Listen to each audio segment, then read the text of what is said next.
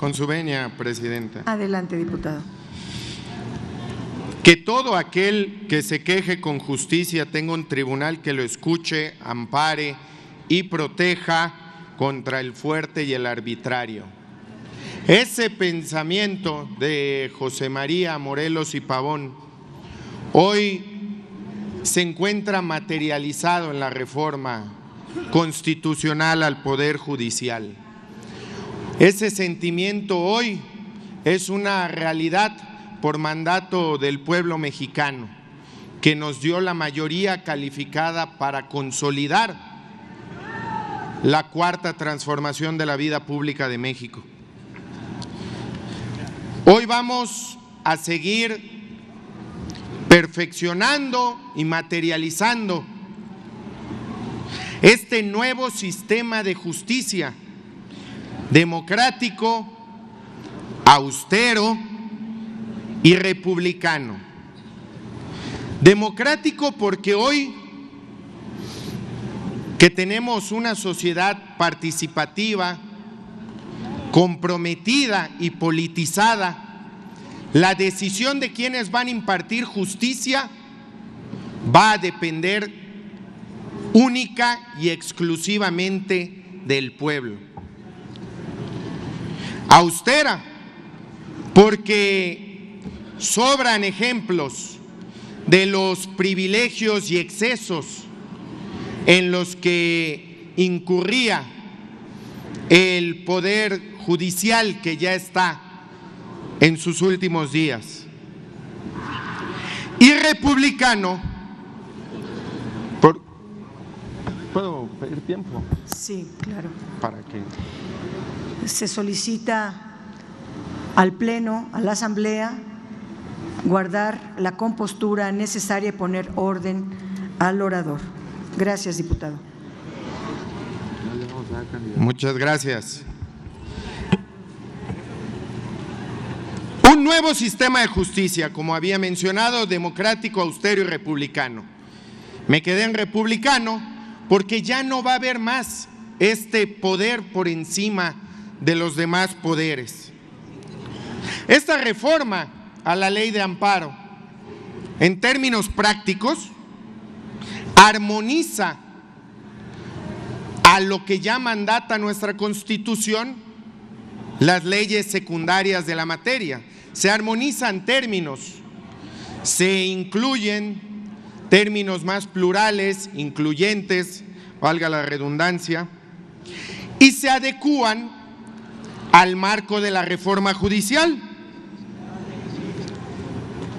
Vale la pena mencionar el tema de la armonización, porque hace un momento se hizo una precisión sobre cómo va la propuesta de reforma a la fracción tercera del artículo 61, donde dice que el juicio de amparo no procede contra determinaciones del órgano de administración judicial y del Tribunal de Disciplina Judicial. Esto es una mera armonización, ya que lo que dice hasta ahora el texto vigente es que el juicio de amparo no procede contra determinaciones del Consejo de la Judicatura Federal, que derivado de nuestra reforma ya da lugar a estos dos entes. Si gusta, compañera, puede pedir una moción de cuestionamiento y con gusto. Entonces, ¿qué mentiras ha señalado el PRI y el PAN? Pero sobre todo el PAN, que lleva mano en la discusión por parte de la oposición. Se violentan. Presidenta, creo que vienen No, está en pro contra, hay debate, si hay preguntas. En este momento estamos en el debate en lo general. Se solicita al Pleno poner atención al orador. La diputada Margarita Zavala solicita la palabra. ¿Con qué motivo? Sí, acepto. Diputado Óscar Iván Brito, ¿acepta usted la pregunta? Sí, presidenta. ¿Acepta el diputado la pregunta? Adelante. Mire, lo que pasa, casi era para alusiones personales, pero lo que pasa es que el Consejo de la Judicatura Federal, hoy en momentos muy autoritarios, se sustituye por el órgano auxiliar judicial, pero el del Tribunal de Disciplina Judicial, ese sí es algo más añadido a la fracción tercera del artículo 61, y sobre eso sí debería caber un amparo cuando se tratara de violentar una norma que violenta directamente derechos humanos. ¿Puede hacer su pregunta? ¿Qué opina al respecto? En el uso de la palabra, el diputado Brito para dar respuesta. Yo creo, con todo respeto, diputada, que hay que leer lo que esta soberanía aprobó. No es un órgano aparte, ni mucho menos el Tribunal de Disciplina Judicial. El Tribunal de Disciplina Judicial, hoy, lo que era el Consejo de la Judicatura Federal, ya no existe en el texto constitucional, y se sustituye sus funciones por estas dos figuras. La parte de la vigilancia y la sanción de los servidores públicos del Poder Judicial también corría a cargo del Consejo de la Judicatura Federal. Luego entonces se entiende que lo que marca hoy la ley de amparo que vamos a reformar es precisamente pues una redundancia sobre los dos entes que ahora asumen las funciones que antes tenía el Consejo de la Judicatura Federal. Luego entonces, insisto, esto es una armonización. ¿Por qué? Porque lo que era un órgano, el Consejo de la Judicatura Federal, ahora sus funciones se dividen en dos. Y lo que antes se prohibía estrictamente en la fracción tercera del artículo 61, que eran sobre las determinaciones del Consejo de la Judicatura Federal, luego entonces, hoy, al ser ya dos entes quienes asuman esa función, es lo único que se está especificando. Es una cuestión de simple armonización. No se está inventando nada, diputada. Concluir. Ha concluido su respuesta. Continúe con su intervención. Las mentiras del PRI y del PAN que han repetido desde que empezamos la discusión sobre la reforma judicial vienen, primera, en que se violentan derechos humanos, nada más falsos. Eso está consagrado en la Constitución y hemos sido los gobiernos de la Cuarta Transformación los que más hemos velado por ellos. Que se acabe el juicio de amparo, no es cierto. Solo se reafirma lo que el juicio de amparo de por sí ya señalaba, que es improcedente contra reformas a la Constitución, porque son facultad de una soberanía como lo es este constituyente permanente. Las acciones de inconstitucionalidad, las controversias constitucionales, ahí están, siguen en el texto. ¿Qué es lo que hacen? Ver que no haya algo que atente contra lo que dice hoy nuestra Constitución. Diputado Óscar Brito, sí. Un momentito, disculpe la interrupción. Sí. El diputado Gibran Ramírez ha solicitado el uso de la palabra. ¿Con qué motivo, diputado? Una moción de cuestionamiento al orador. Una pregunta al orador. ¿Acepta usted? Sí, la acepto, presidente. Sí, acepta la pregunta. Adelante. ¿Cómo con la suspensión de efectos generales de los amparos puede sostenerse que esta reforma es republicana y aún más democrática si deja en una posición de desventaja a todo aquel que no pueda pagarse un abogado?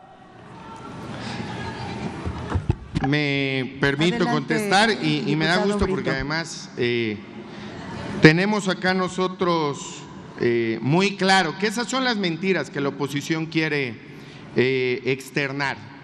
Mentiras como de que se atenta contra los derechos humanos, con que defendemos a los ricos. No, compañero diputado, nosotros, la Cuarta Transformación, hicimos política pública, el sentimiento de que por el bien de todos, primero los pobres. No somos iguales.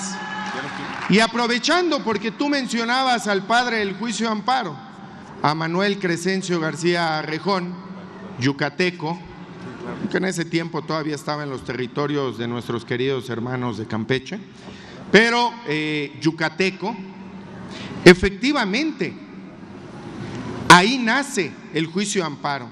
Y ahí, en ese pueblo digno, es donde definimos optar por el renacimiento maya, sacar a los gobiernos del PRI, del PAN, porque ya su política de pillaje ya nos traía cansados. Gracias a eso, hoy tenemos un gobernador comprometido con la Cuarta Transformación,